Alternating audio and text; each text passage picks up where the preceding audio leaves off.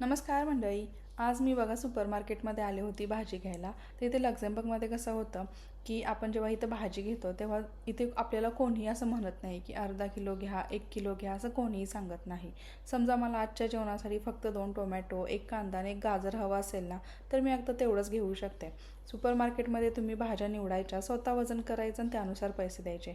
यामागचं कारणही खूप छान आहे. म्हणजे इथे अन्न वाया जाऊ नये म्हणून यावर जास्त भर दिला जातो. प्रत्येकजण आपल्या गरजेनुसार खरेदी करतो, त्यामुळे फ्रीजमध्ये भाज्या पडून खराब होत नाहीत. आणि भारतातही अनेक ठिकाणी वजनानुसार किती भाज्या घेता येतात, पण आपल्या इकडे कसं बऱ्याचदा लोक अर्धा किलो किंवा पाव किलो किंवा 1 किलो अशाच प्रमाणात खरेदी करतात. आता आपल्या इकडे पण सुपरमार्केटमध्ये लोक जेवढी गरज आहे तेवढंच घेतात, पण आपल्याला जर असं ओपन मार्केटमध्ये गेलो भाजी घ्यायला तर आपल्याला अर्धा किलो, पाव किलो किंवा 1 किलो या वजनावरती घ्यावं लागते. तर आता इथे बघा, मी शिमला आणि वांग घेतलेलं आहे आणि मला जेवढं पाहिजे होतं तेवढं क्वांटिटीमध्ये घेतलेलं आहे. याचं वजन केलेलं आहे, तुम्हाला दिसत असेल. तर ही पद्धत मला इथे खूपच चांगली आवडते.